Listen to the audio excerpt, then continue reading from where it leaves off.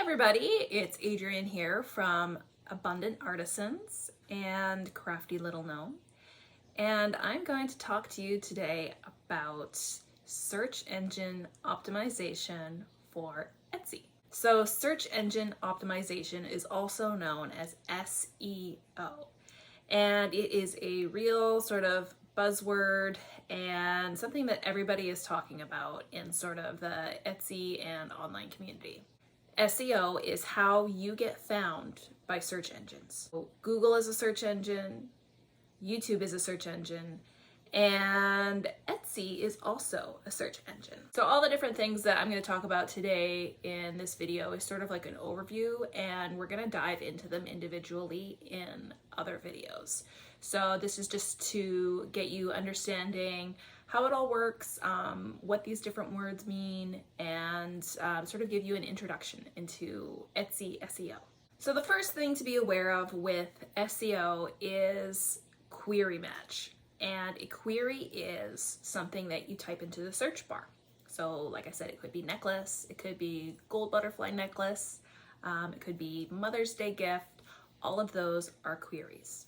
And the search engine results are what come into play and what show up for you after you type that in.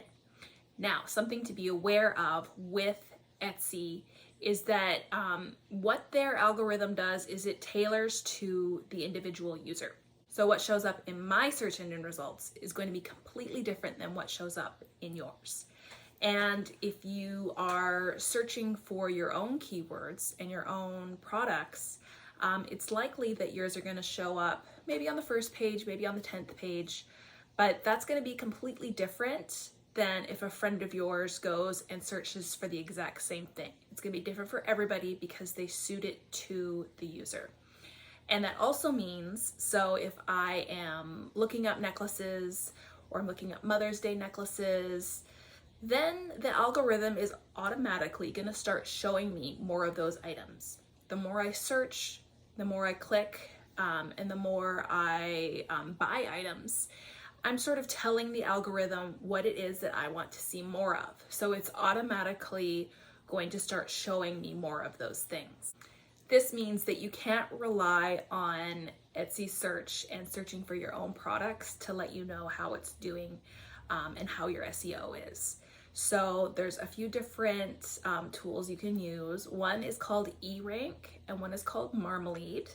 And they are both third-party apps that you pay for, and they can help you with your SEO, and they can show you how to rank better using different titles and tags and things like that.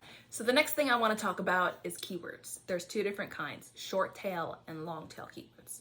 Short tail keywords are one word, like necklace or bracelet. It could be something like planter or pillow. A long tail keyword is multiple keywords strung together to form a long tail keyword.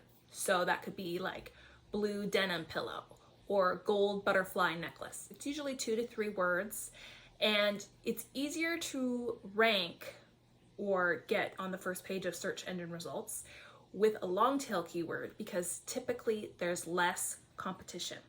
So if you type in pillow, there could be, a billion different search engine results.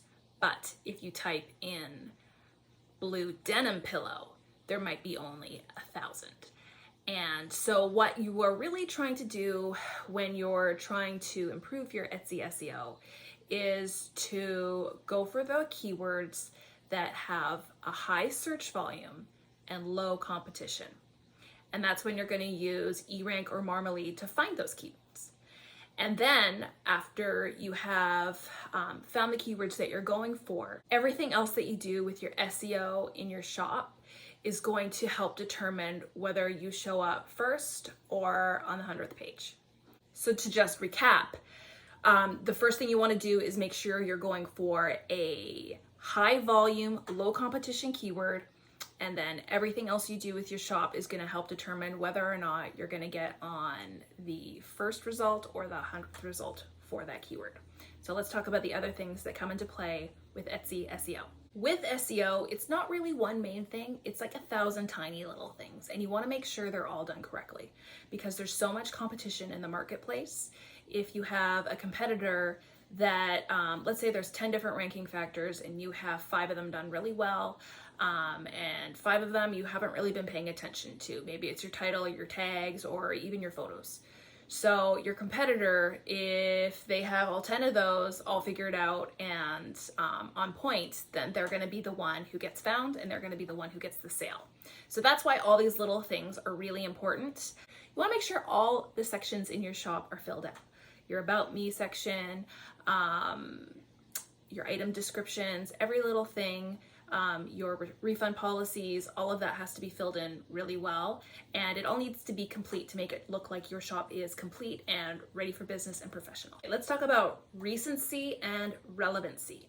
The way that the Etsy search engine used to work was through recency. So people would just be renewing their listings all day long because every time you paid your 20 cents and renewed it, it would get a boost and you would end up in the #1 spot. Well, a long time ago, Etsy decided to change that to relevancy rather than recency. And there was a huge uproar and everybody was super upset. The people who were spending, $100 a day renewing their listings constantly because that was the only way that they got sales. So Etsy is always trying to go with what's best for their users, what's best for the customers. So always keep that in mind, that no matter what you do, even if it goes against what I'm saying, you need to make sure that it is best for the customer. When you're thinking about search engines, just remember that they are smarter than you and they are smarter than me. I don't know how they work, but you cannot outsmart Google. You can't outsmart the algorithm. The way they have it set up, if you're trying to cheat the system and do something sketchy to get in there and show up on #1, trust me, it will backfire. So when you list a new item, it gets a temporary boost. And that's just to show the different customers and get Etsy to get data on that item. So let's say you list a new bracelet for sale, it's going to get a tiny little boost at the beginning, and that way the Etsy algorithm can see how people are responding to it, if it's getting clicks, if it's getting purchases. So conversion rates are really important when it comes to your search engine results. So if somebody is constantly clicking on your items and they're constantly buying it, then that's going to tell the algorithm to show it to more people. So your photos and your item description, that is what converts a view into a sale. So keep that in mind. And that's a whole other video that we'll talk about in another time. The customer and market experience also factors into how you rank with Etsy. So that is why it is so important to do everything you possibly can to maintain a 5-star rating. If you do not have good ratings, it's going to tell the algorithm that you are maybe not an ethical seller or that your items are not good quality, and that's going to make you rank lower. Also, if you have any open cases against you, if people are accusing you of fraud or something like that, then that also obviously is going to affect your ranking because they want to make sure that their sellers are ethical. Whether or not you offer free shipping will also affect your ranking. Etsy wants you to offer free shipping.